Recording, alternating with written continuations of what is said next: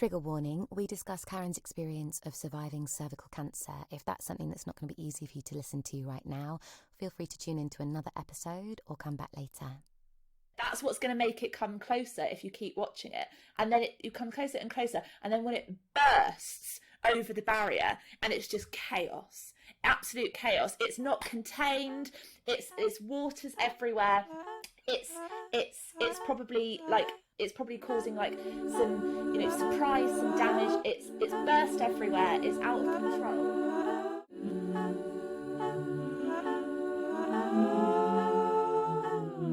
Hello. So this is Karen. She's such a treat. What a luxury for the ears. Except actually, her audio quality isn't that amazing just because we were on a Zoom call and something went dodgy.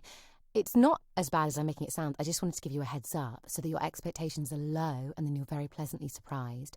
A little bit like, when you first go to one of those float tanks and you have to be completely naked and you worry that it'll be like lying down in somebody's walk-in fridge / old bath. Maybe that's just me. I actually went to one of those and wasn't worried, and then exactly that happened.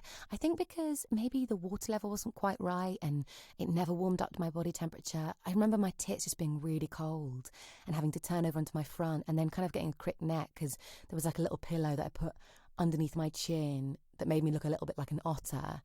I might even have had a wank just to warm up. Anyway, this episode is the opposite of that. Bad analogy, because now that I've said you have to watch out for the audio quality, you won't even, there won't be a cold tit in sight is what I'm saying. During it, you'll just drift off. She's so fun, Karen. She's so positive, like infectiously so, in a way that is good. I know infection is not good at the moment, but she has an energy, like a vibrancy with the way that she looks at the world and the way that she talks to you that is so inspiring. And I'm really glad I can share it because I know this is a tough old time for a lot of us, including me. This week has been woof. I don't even want to go into why it's been so extreme, but it has been. And I'm so pleased I've got this podcast to make so that I can send something positive out into the world. Oh, one extra thing. We have a Patreon where we put all of the extra chat that we can't fit into the episodes. I chat on when we are recording so much. We have to cut so much material. For Karen's episode, we have some lovely Zoom footage so you can see us at the same time as hearing our gorgeous voices. Me in my beautiful audio booth that I've built from home. Check it out and come back and ask me for tips if you want any advice on how to rinse B&Q to create a stunning sound booth. And my Patreon is Helen Duff, and all the details are in the episode notes, along with, as ever, all of our guests' socials so you know where to find them. I loved this conversation. I think you will too. Let's all get rid of that cold tit float bath image that I have inserted so unpleasantly into your minds and just sit back and relax and listen to Karen.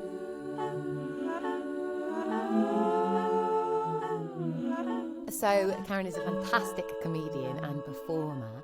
And in terms of the podcast, one of the reasons we thought it might be interesting to have a conversation is because in your comedy, you talk quite openly about your experiences with cervical cancer. Is that right? I do, yes. Imagine if you had the wrong guest. I was like, no, I'm absolutely fine. Did you not hear it? I don't know if you've ever, I don't know if you've ever been into like skate parks or like you've like cycled up a ramp that you're then going to have to do a jump off the other side. As I was coming up to the ramp, I suddenly put the brakes on and was like, I'm rolling backwards. You know when people are about to abseil and they just check that they're strapped up? They're like, am I going to do this? And yes, that's fine, Helen, I've had cancer. You're fine. When did it happen? How long have you been clear? So I was diagnosed when I was 24. Obviously, it's cancer is shit at any age, but obviously it was worse because it happened to me. But in all seriousness, it's really crap to be diagnosed that young. But it is rare to have cervical cancer that early. So I don't want people to listen and then start like freaking out that, it's a really common thing. It's really rare. It was just unlucky. And I found out because I was bleeding a bit in between periods. But I'm going to say the word discharge. Okay. Yeah. Do you like discharge? But could it be a very particular discharge? Because people have, I mean, discharge, I think, is such a funny word because, yeah, there's like a toe curling association with it. You're not really sure what's right. But everyone with a vagina has discharge because that's Exactly. its job. Yeah. And as a result of that, I think it's a bit like pleasure. I mean, it's obviously the opposite of pleasure, but in the sense that it could be interpreted many different ways. Yeah, loads of different ways. So the discharge that I had that made me worried was quite bloody. So I would go to the toilet, wipe, and there'd be like a bit of blood in my knickers, like just like the usual sort of gunky-ish discharge, but with blood in it. And I thought, this is not normal. Then I bled loads after I had sex, and it wasn't sort of dark blood like you kind of get if you have period sex or, you know, that sort of thing. It was bright red. It's like someone had cut me or him, and there was blood everywhere. And I was like, oh God. And then he said, is it because my dick's too big? I was like, okay, maybe. How did you actually react there at that point? Were you like, thing is, I'm going through something quite potentially traumatizing right now, and you trying to win points about the size of your penis is really not where I'm at. Yeah, I said, that's an option, but I am going to go to the doctors. And then to cut a long story as short as my new vagina, my post-surgery vagina, I went to the doctors, then was referred to the hospital because they were like, this did an examination, cervix looked weird. Long story short, had cancer, but, and I say this every time I talk about it, it feels really weird saying I was lucky. But I was lucky because it was caught early. So it's not lucky to have it, but if you're going to have it, you of course want it caught early. And it was diagnosed at a late stage 1, so it was still contained, which meant I didn't have to have chemo, which obviously would have been so much more harrowing to go through, and I would have been so much more poorly than I already was. So I had an operation to take out my cervix, surrounding tissue.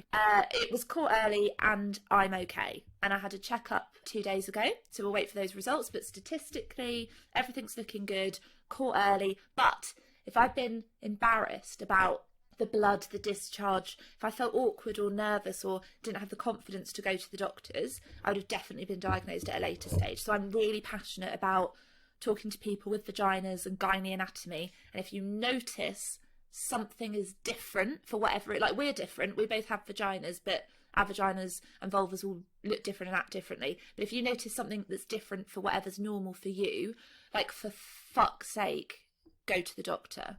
If you're able to, because again, I don't want to be like, I've got a sort of white, privileged, educated perspective on this, and I am aware of that. I do understand different people can't go to the doctors or feel comfortable for different reasons, you know, like fucking loads of GP surgeries, you know, don't have access for wheelchairs, like, you know, and people in wheelchairs, you know, might bleed after sex too. So I do appreciate that I grew up in a family where I felt comfortable talking about it. People with different cultural and religious backgrounds won't be as comfortable. So if possible, please get it checked out, because it's most of the time nothing. Like it's statistically not going to be cancer, but you know, I wasn't supposed to get cancer at 24 and I did, so it can happen to anybody. Mic drop, goodbye. I find you so refreshing, Karen. Like your whole social media is really clear and open and funny, and what I am most attracted to is like there's no shame. Not suggesting there should be, but I think sometimes, obviously I'm making this podcast, but I can often be extremely private about things, and sort of that becomes an internalized shame, because I'm like, oh, I know we've all got these things, but maybe actually me talking about them is like uncomfortable for people because it's uncomfortable for people to talk about their genitals. And that's definitely something inherited from my family, which was a bit less open and a bit more shit. No, I just mean in terms of that kind of stuff. We're a very fabulous family in lots of ways. Yeah. I think actually my mum, I was often like super open with her and really encouraged to be, but my dad left when I was quite young, so I never really got used to talking about it in front of like anyone other than my mum, say. That's really interesting, because my dad didn't leave me. Sorry to say it, but God, I'm being such a bitch. I'm feeling sassy.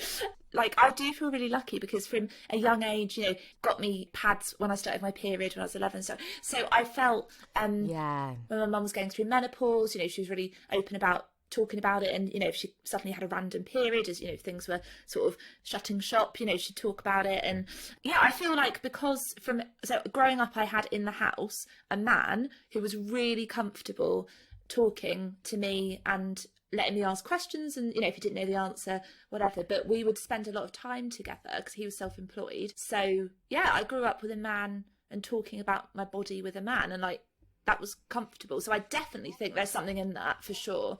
I've spoken in the past on stage about wishing that I could talk to my dad more openly about sex, and people have often wrinkled their nose like, why would you want to? That's sick.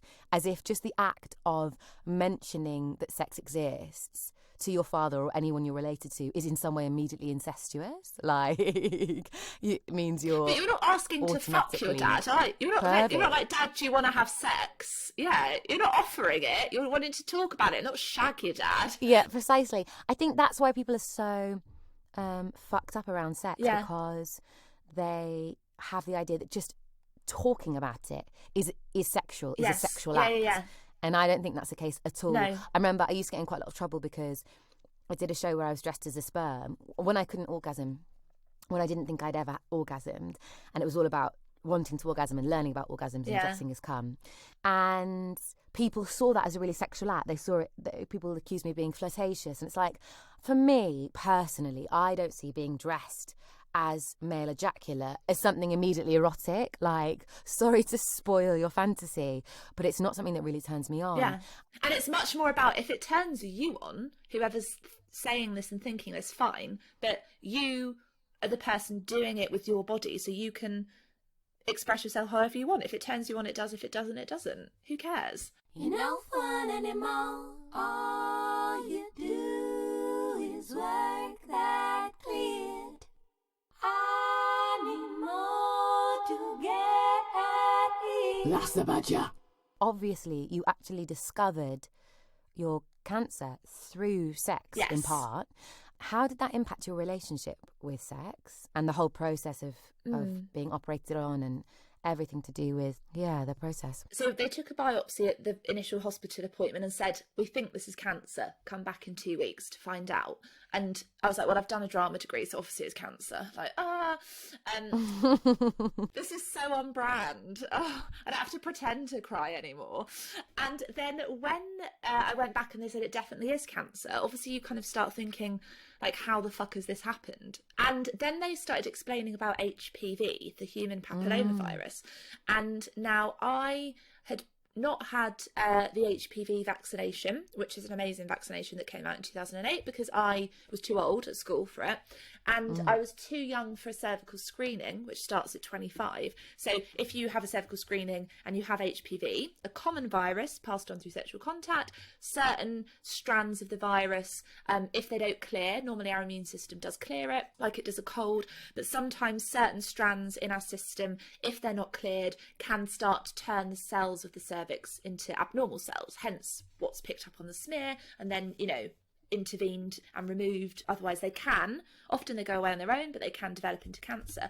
But like I didn't know any of this because I hadn't even had a cervical screening and I hadn't had the jab to protect me, so I was kind of caught in the middle. And I thought, what's HPV? I just didn't know what it was. And he said it was about sexual contact and really common, and condoms don't prevent against it, etc. So then my mum's turning next to me saying, like, but you do use condoms, don't you? And I'm like, oh Jesus Christ, like, no one always uses condoms, Mum. Okay, have I been ridden bareback? Your only child that you had after 20 years of trying an IVF? Yes, and I love a raw dick. Like, sorry. Oh my goodness. I've got cancer now, so you can't hate me. Like, in that moment, did you feel like, oh, maybe it is my fault? Yeah, I felt like a little slag. I definitely, I completely, and I'm trying to kind of like reclaim those words slag and slut, because obviously the negative connotation, it's not, Just as a disclaimer, like I said, oh my goodness, but I love a naked dick as well. Is that what you're saying? Yeah, a raw dick. A raw dick. Love it. And like but the thing is, HPV doesn't show up on STI tests and stuff. So before having, like, I would, with new partners who didn't use protection, would obviously have STI check. Everything would be above board. I'm lying through my teeth. That's not true. Before we had any sexual contact, we'd both go to a clinic and wait 2 weeks to get our results. I don't know why I just said that. I'm lying through my teeth. I have had STI tests, but not all the time. Anyway, you know what I mean. But HPV doesn't show up. So I was just thinking, fuck, like I've not looked after myself properly. But I didn't know about STI tests don't check for it, and it's really common and stuff. I didn't know as much about it. I had to kind of learn from the consultant and loads of information, but I immediately felt dirty. Isn't it so funny, that phrasing, I haven't looked after myself properly? Yeah. There have been so many instances in my life where I've ended up in hospital, not multiple, I haven't like been in and out all the time. Fucking hell, Helen. I remember I got, actually this really reveals what a desperate soul I was. I got a kidney infection after thrush, I think, like got into my internal system. And what had happened was I'd been seeing this guy, like, you know when it's one night stands, but it's like a series of one night stands. Yes. That's never going to become anything else. Yeah. But because you're extremely lonely and they're highly attractive from the outside, but like awful on the inside, you start to perceive it as being like potentially something else. Yes, I know. So I know. anyway, after we'd had all of this quite like not that pleasurable sex for me, but like going through the motions, I'd got really bad thrush, and then it became a kidney infection, and then I'd ended up in hospital for like 3 days. Oh, sweetheart. And I was really lonely at that point. So actually being taken care of by the nurses, I remember just waking up in the middle of the night, they were changing my drip, and I was like, I think I'm in heaven. Yeah. These angelic people. Yeah. Anyway, I got out and I sent him this long email saying like, I've had this kidney infection and I was thinking about you while I was in the hospital, and I really felt like it was a sign that we should probably be together because I just felt so vulnerable and you were the only person I wanted to talk to about it. And he never emailed me back. Stop it. And I remember at that time really blaming myself and thinking, I haven't taken care of my own body. I don't feel any connection to, I feel like it's this thing that stuff happens inside of and I'm not really in control of. Yeah.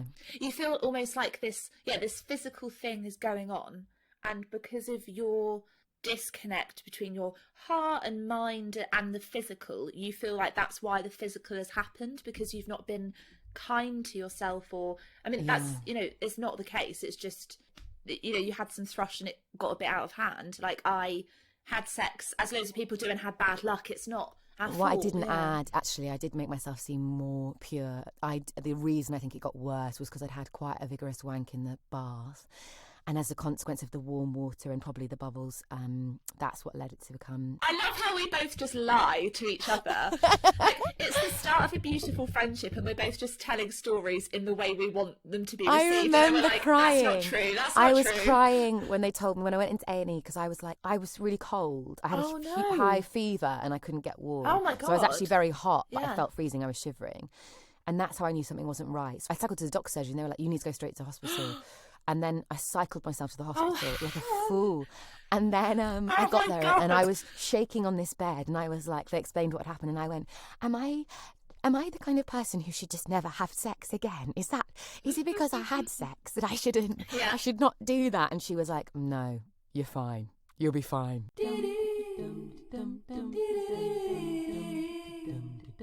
Turn that off, I need a wee. I blame myself. I completely blame myself. And then I thought, no, I've had no more or less sex than I've wanted to. I've had the good amount of normal, like, you know, everything's above board. It's just fucking bad luck. That's it.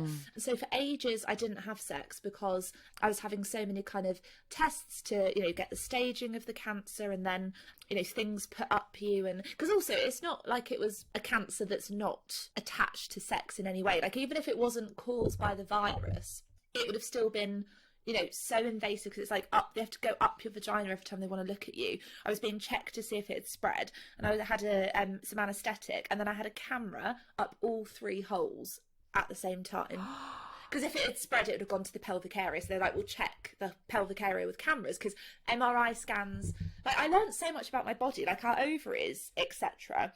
You sort of think, oh, there they are on the body when you look at a diagram, but obviously they're really far into our bodies. They're not just, if I shaved my tummy off, you'd see my ovaries. They're really embedded, and they're tiny, and so is the cervix and womb. Like the womb can fit in the palm of your hand really easily. Isn't that mental? And that's where a baby grows. It's crazy. So tiny. So an MRI scan didn't really show anything in that area, so I had to kind of have cameras. So I didn't have sex for ages. After my surgery, recovering, for so long, it took me, I can't even remember how long now, a long time to feel even aroused again, because I was so used to any time someone came near between my legs, it was a medical person. Mm-hmm. It had gotten so medicalized, like the most sort of, I hate the word intimate because that kind of insinuates a little bit of shame in a way, I think sometimes, that, you know, intimate secret. But it is an intimate area, so it is a mostly private area. And then to have that kind of for months on end, you know, anyone that was there in that area, in my vagina and genitals, being medical, and yes, they had to be there because they were saving my life, but it definitely took a long time for me to stop associating my pelvis and genitals with medicine and with illness. I felt, even after I was saved, in air quotes, I felt ill still, if that makes sense, because you could see the scars of sort of, you know, around my pubic area and tummy where they'd done the surgery. I felt different, I looked different. It felt different, obviously, from the surgery, like going to the toilet felt different, and you go to the toilet several times a day. So I felt poorly, even though I was well for all intents and purposes. And yeah, it took me ages to feel aroused. I didn't feel sexy. I didn't feel like sexy for so long because my body looked a bit different. And yeah, it took a long time for me to actually think, wow, I really enjoyed that shag. Was there a gap between first starting to have sex again and then enjoying it as well? 100%. So I'd say for around about a year, I did post-surgery. So I would still have sex, and it wasn't like I did it and didn't want to. Do you know what, Helen? I wanted to want it. Yeah, that's it. I can identify with that so strongly. Yeah, like I was enjoying kissing. I felt the stirrings, you know. I felt aroused when I was kissing, like nipples and like basically anything that wasn't between my legs, because that's where everything had gone wrong. Any other sensual sexual stuff that wasn't, you know, in the vagina, I loved. But then when it came to penetration or oral sex and fingering, I just was, oh no, because that's where the doctors are and I'm ill and that place is a poorly place now. So yeah, it definitely took a long time for me to kind of, do you know what I think it was? I think I had to get to the point where it was probably around the 1 year mark, because I had the 1 year all clear sort of thing. It was probably the fact that statistically I could be told from how well the regular checkups were going in that year. I think I could be told that it's looking good and that I won't get ill again, or, you know, the cancer's gone, you're clear. So I think it was kind of almost closing that chapter and thinking, okay, that is over. And it was more of a psychological thing. Yeah, it was, oh God. And it was awful pretending to enjoy it, and I pretended to enjoy it and I didn't. Of course. And did you have partners that you felt you could trust to even explain what was happening for you? So I had the guy that I bled a lot with that kind of led me to the diagnosis. So we were together for about 1.5 years in total, and we were still together during the sort of year post-surgery. So I kind of got cancer about 6 months after we got together, and we broke up around that sort of 1 year mark, probably when I was starting to feel comfortable and enjoy myself again. And no, he was the worst boyfriend ever. I pretended to enjoy it. I faked orgasms the whole year, and then I found out via an email that he'd been sleeping with someone else in the bed that we just moved in together, and he had someone else, and she sent me photos of her in my bed. What the fuck? I know. So both intolerable people. So normally that story would be like, wow, like the crescendo of the podcast. But because we're talking about cancer, it's like, yeah, of course the boyfriend was shagging someone else in our bed. Like, that's not, it almost felt, when I found out, I just thought, I've had cancer at 24. Like, I've got a thicker skin now. Like, fuck the fuck off. Yeah. So no, he was hideous. He was hideous. He would just ram me in. He wouldn't kind of, like, so I definitely found that I was paying a lot more attention when I was masturbating to my clitoris, which I think is great, you know, pleasure-wise anyway. But I was quite young and hadn't really explored my body that much by the time it sort of started falling to pieces. So yeah, I definitely kind of probably started to masturbate more than I kind of had before once this was over, because like external clitoral stuff was much easier and less sensitive and sore. So like he wouldn't even pay attention to my clit. And this man used to be a sex worker. Like he used Oh to, my goodness. he's been paid to pleasure people, and just would ignore my clitoris even though that's where I was enjoying myself. Oh, I honestly, think Helen, it's like such honestly, a sign of that person not being the right person for you, that it wouldn't even occur to them after somebody had been through serious invasive surgery to like he doesn't the even idea say, of like, you, you're right. the idea of you faking orgasms. I just think sometimes people just don't want to see it. They don't want to realise how deeply their ignorance goes in terms of to not acknowledge that of course you're not coming straight away, and of course you're not like fireworks everywhere popping off. Because I mean, I personally, if I was having sex with you and you were orgasming really easily after that kind of surgery, I'd be like, wow, Karen doesn't seem to have been affected at all by what's happened to her. It would be bizarre. It would be, you know, You would because find it obviously so weird if we started having sex and I was like screaming the house down a month after surgery. Like, you'd be like, is she absolutely batshit? Like, oh yeah. You're like, come on, deal with what's gone on. Let's explore other stuff. But he didn't. Nothing. And was it safe for you to even have penetrative sex at that point? You know, everyone's body heals at different rates, but they said you could probably try after about 6 weeks. So kind of on the day, you know, quick pub dinner. It sounds like the kind of pressure that women sometimes experience. You know, you have a period after you've had a baby, and then suddenly there's like the night that it's all okay. And it's like nothing really changes from one day to the next, but totally. That's the day. It's 6 weeks post-surgery. Let's have some lukewarm chips in the pub. I'm gonna fucking shag you. So after, you're so funny about it that it's hard to believe that any of it has actually been really, really awful. But I'm sure it was a bit, even if he was a clear, like a red alarm blaring cunt. I'm sure you would have at least felt a little bit betrayed and outraged. So trusting people after that, were you in a place where you thought, okay, I need to really watch my boundaries? Or were you kind of the opposite and you felt like, fuck it, I've been through something really awful, it can't get any worse, let's go? I was fuck it in every element of my life other than, so I started doing stand-up a year after, around this time as well, because I just thought, this is a joke. This is just a joke. Of course I'm going to have to talk about it.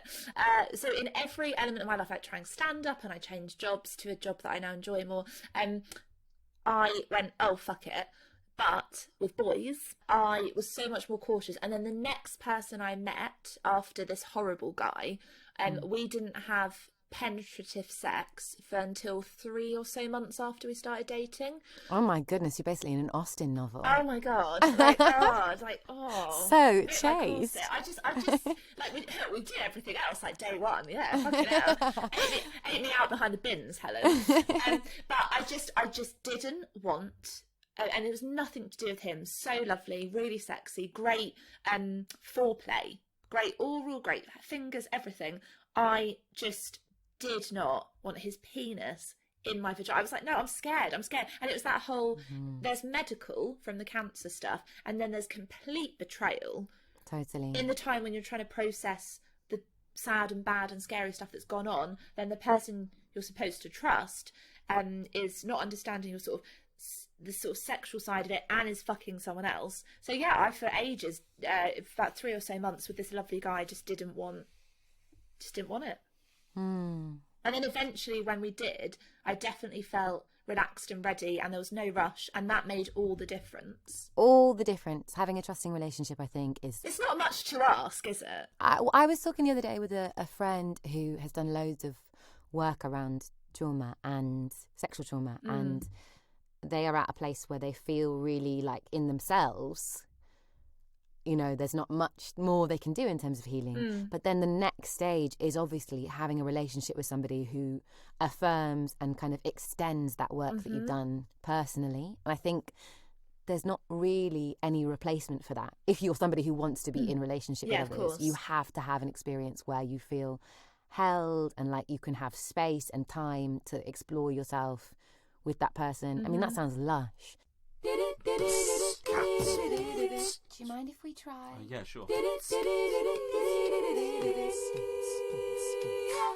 Did you find that the sensation had changed? I mean, in terms of orgasms, have they changed? So lots of people that have had gynae surgery, I'm not sure in terms of people that transition and have, you know, vulvas made for them. I'm talking surgery in terms of like a cancer, like removing stuff because of illness. And loads of people lose the ability to orgasm vaginally if they've had this type of surgery, or more invasive surgery if it's a different type of gynae cancer, or if my cancer had progressed. So I was really worried that I wouldn't be able to have a vaginal orgasm. And loads of people obviously who have had vulval cancer have trouble with clitoral orgasms afterwards, because obviously that's the area affected rather than internally. But I was so worried that I wouldn't be able to orgasm from penetration, and when I did, I was so relieved. And I hate thinking that I would have thought I was broken, because I know lots of people can't orgasm that way, so I don't ever want it to sound like I think that they're broken. They're not. Everybody is wonderful, but I loved having vaginal orgasms, and I was so scared that I would have lost that. And I think, come on, I don't deserve to have cancer and then not be able to have and fireworks when I shag. Like, come on. I felt so hard done by, which sounds so entitled, doesn't it? No, it doesn't. It sounds like it's the Dickens novel that never got written. Yeah. Like, I would have loved to have read that. Dickens, Dickins, Dickens.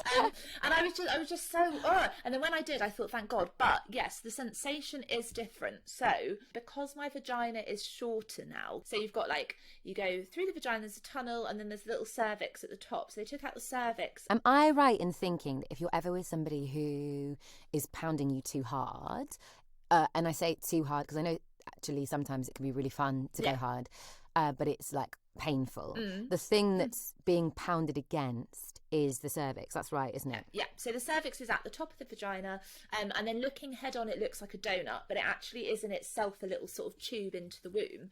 And so when the cervix is taken out, my cancer was sort of at the lower end of the cervix, so the vagina end rather than the top end, if that makes sense. So I had a third of my vagina removed, and I, for example, bleed more easily now when having sex.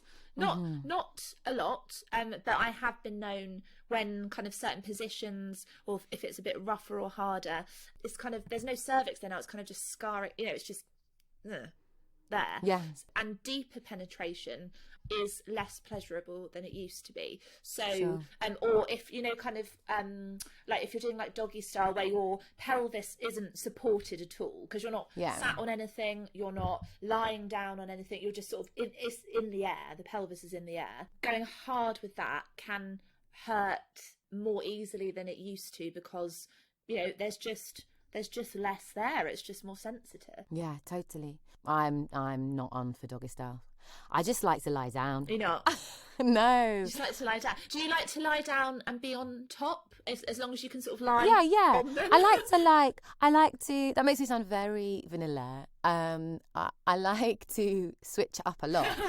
I just don't like my tits hanging down. It's not comfortable for me. Do you know what? I understand. They do just sort of hang in little triangles straight down, don't they? Like kind of sacks. And yeah, I kind of tend to, if I'm doing that, I might sort of hold on to my boobs with one hand in the headboard. I don't know, yeah. Then it feels like you're like running to catch a bus. Do you know what I mean? When you have to like hold your tits. Yeah. And It just takes me out of I'm it. coming. Yeah. And also, I like clitoral and G-spot stimulation. So to to orgasm, that's how I get there the best. And so for me, doggy style, you don't get the clit rubbing against them in the same way. So yeah, maybe that's also why I'm just like, I'm not feeling it as much. It's not as great Maybe for me. that's why. Did you really want this? Do you know yourself? How well do you know this? So I really want you to describe for me exactly what it feels like for you when you orgasm. So when I'm having penetrative sex with a penis, I find when I can tell that they're getting closer to coming, that really, really spurs me on. However good the actual sex is, the clitoral play, the oral that's come before, whatever has gone on and is happening, knowing that they're getting closer to coming absolutely ramps it up a notch for me. And then I imagine, like, you know, a natural disaster, you know, like a tsunami. You know, when you see, like, in the distance, and say you're going to watch the tsunami, awful, horrible, please donate to charities that help those families. But back to me. When you see the sort of water in the distance and it's sort of coming closer and closer, and you're sort of nervous for it, but you can't not watch it. So you're kind of watching it and it's getting closer and closer, and it doesn't seem that explosive because it's so far away, but you're just like, okay, I'm watching this and can't stop watching it. And then say there's like a pier or an edge that it bursts over, and it gets closer and closer, and you get more and more nervous, but also you get more and more enthralled and addicted to watching it the closer it gets, because this is bewitching and entrancing, and it's going to come closer and closer, and there's nothing you can do to stop it other than watch it. That's what's going to make it come closer if you keep watching it. And then you come closer and closer, and then when it bursts over the barrier, and it's just chaos, absolute chaos. It's not contained, it's waters everywhere, it's probably causing like some, you know, surprise, some damage. It's burst everywhere. It's out of control. Some damage. It's like serial deaths. Yeah, serial death. Like, so many people have died due to this. So that's what I feel like it is. But also, I really, really, really get off on knowing there's a penis inside me, and it's my duty to milk it. Oh, I love that. I really love that, because actually that makes you quite powerful. It's like you're really active in that. Yeah, I'm like, so I imagine the penis like a cow udder, and I'm like, my vagina is like the little milkmaid bitch hand. Yeah, my vagina is the hand. So whatever position I'm in, I'm like doing my little milkmaid job of being like a good girl. I like to be quite submissive, but I'm just a good girl. I'm going to milk you. And I really love that challenge of like, it's my job to milk you. I really love that. So that combined with the natural disaster bursting and causing death and damage. I loved it. I loved that your orgasm involved destroying an entire island. But I also really like the fact that in that description, you're active with the milking. So you're not being fucked. You're like, effectively you're doing it, but also that that's the bit you're almost focusing on, because you trust so much that your tsunami orgasm is coming over the brow of the hill. Like when you described you just need to keep watching it as if it's coming, there's no way it's not coming. Yeah. And if I carry on doing my job, because I've stamped in for my shift, if I focus on the kind of like milking the dick, and I know I will get there because of how much I trust myself and my body, that I enjoy the whole experience of milking the dick. I know that my third eye can watch the wave. I am really blown away and very inspired, actually, I hope that's not too big a word to use, by the trust that you have in your body, and by the fact that you are so open and so fun when you talk about everything you've been through.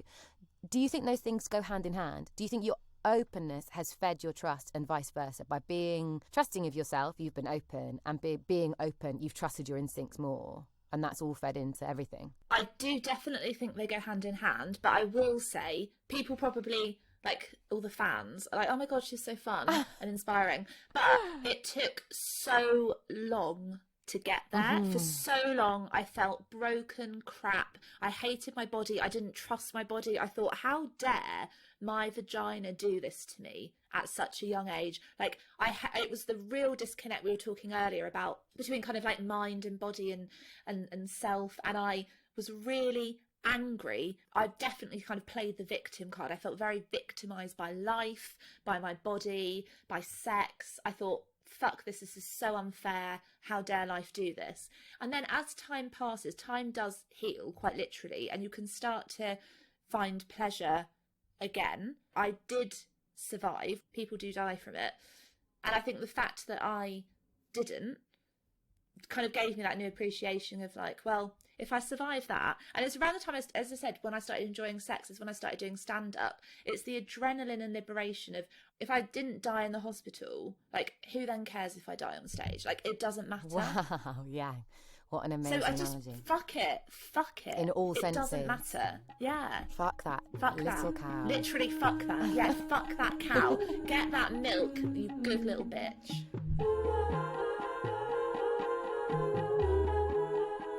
So that was Karen. What a top-level legend. Such an uplifting person to talk to. As you can probably tell, I giggled a lot during that chat.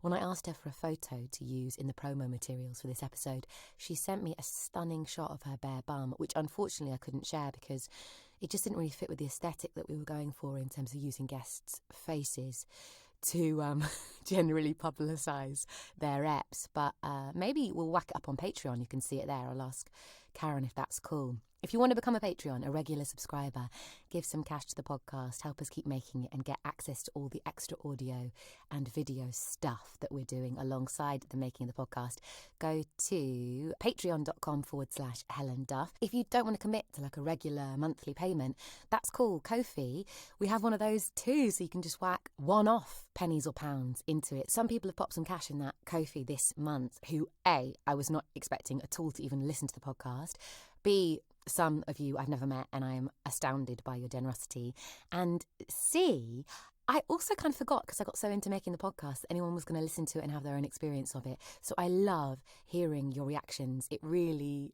really makes me feel like it's worth getting up sometimes. Is that too much of an overshare? Possibly. But these are difficult times, so the fact that people are enjoying the podcast is really bringing me a lot of joy. The link is in our episode notes, along with everything, all of Karen's socials, all of the links, but it is www.ko-fi, that's ko-fi.com/Helen Duff. If none of those things appeal and you're not in a place where you can give pennies or pounds at this moment, understand completely what is this moment, then share it. Share it with a friend and subscribe and review it. Give it 5 stars. That way people you don't know will find it as well. Some people have already done that, and again, cannot thank you enough. Blown away by it. Just want people to hear this podcast and enjoy it as much as I know you already are because you've told me. If you've listened this far, you clearly have enjoyed it, because otherwise, why on earth have you not logged off? This episode was edited by the brilliant Daisy Grant. What a cracker Jack. And our whole podcast is produced by me, Daisy Grant, and Lorna Treen. Couldn't ask for a more wonderful team. Okay, I'm going to have to get some more superlatives because I realise I've repeated myself several times.